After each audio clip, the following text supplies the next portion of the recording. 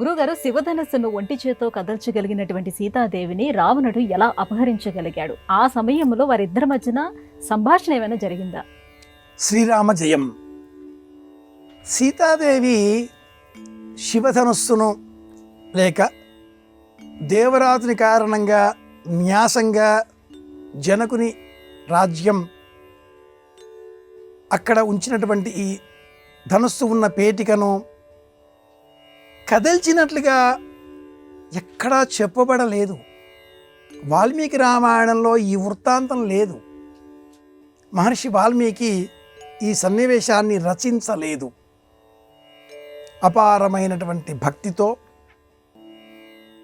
సీత పైన అవ్యాజమైన ప్రపత్తితో తరువాతి కాలంలో రచన చేసినటువంటి కంబరామాయణం కానీ, మొల్ల రామాయణం కానీ,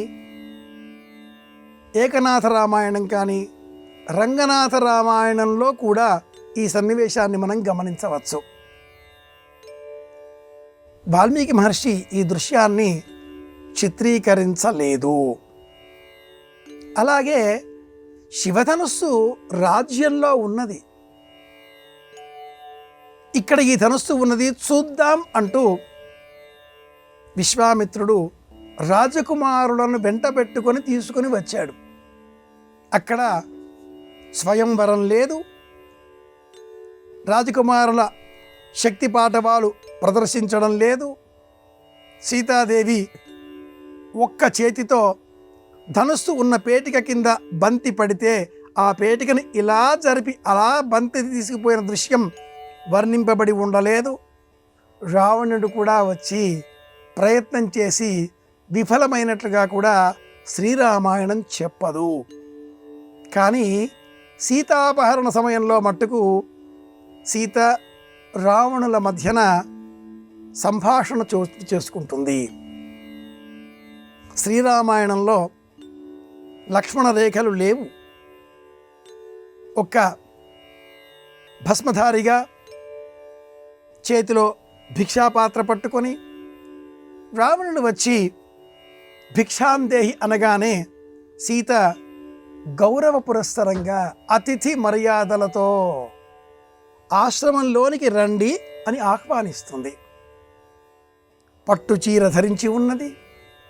సకల ఆభరణములు ధరించి ఉన్నది సీతాదేవి. జగజ్జేయమానంగా పసుపు వర్ణం బంగారు వర్ణంతో మెరిసిపోయే చీర ధరించినట్లుగా శ్రీరామాయణంలో వర్ణిస్తాడు ఆ మహానుభావుడు. నేను దశరథుడిని కోడలిని, శ్రీరామచంద్రమూర్తి ధర్మపత్నిని, నా వయస్సు ఇంత అని కూడా సీతాదేవి కాస్త అనవసరంగానే అనిపించేలాగా కొద్దిగా ఎక్కువ మాటలు మాట్లాడుతుంది. సీత రావణుల సంభాషణలో ఎక్కడైనా కొద్దిపాటి దోషం ఇబ్బంది ఉన్నదా అంటే ఇదిగో ఇక్కడే. తన వయస్సు గురించిన ప్రస్తావన పరపురుషుడి ఎదుట చెయ్యకూడదు. ఇది అనౌచిత్యం. వాక్కు అలా దొరలిన కారణంగా వెంటనే ఫలితం అనుభవించవలసి వచ్చింది. సీతాదేవిని రావణుడు 2 చేతులతో అలా కాలు ఇలా శిరస్సు పట్టి చేతిలో ఎగురవేసి భుజం పైన పడవేసుకొని మూర్ఛిల్లిన సీతను భుజం పైన ఉండగా ఖడ్గం చేతబుచ్చుకొని రథం వైపుగా ప్రయాణించాడు. సీత రావణులు ఇద్దరూ కాస్త మాట్లాడుకున్నారు. ఒకరిని ఒకరు పరిచయం చేసుకునే సందర్భంలో నేను దశకంఠుడిని, లంకా నగరాధినాథుడిని అని రావణుడు తన గురించి తాను నిజం చెబుతాడు.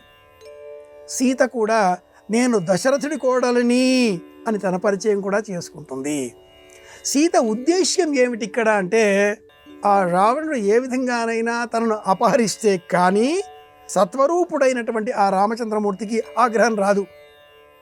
రజోరూపం ధరించడానికి ఆ స్వామి ఇష్టపడ్డాడు. ఎప్పుడూ సాత్వికమే, ఎప్పుడూ సత్వగుణమే, ప్రశాంతత ప్రశాంతత, శాంతం శాంతం శాంతం.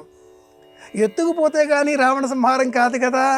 అలాంటి పరిస్థితులను ఆ జగజ్జనని అక్కడ ఏర్పాటు చేసింది అని కూడా గోవిందరాజయ్య మొదలుగా గల వ్యాఖ్యానకారులు విశ్లేషణ చేస్తారు. వాల్మీకి మహర్షి చిత్రించిన దృశ్యం లోకంలో ప్రచారంలోనికి వచ్చింది.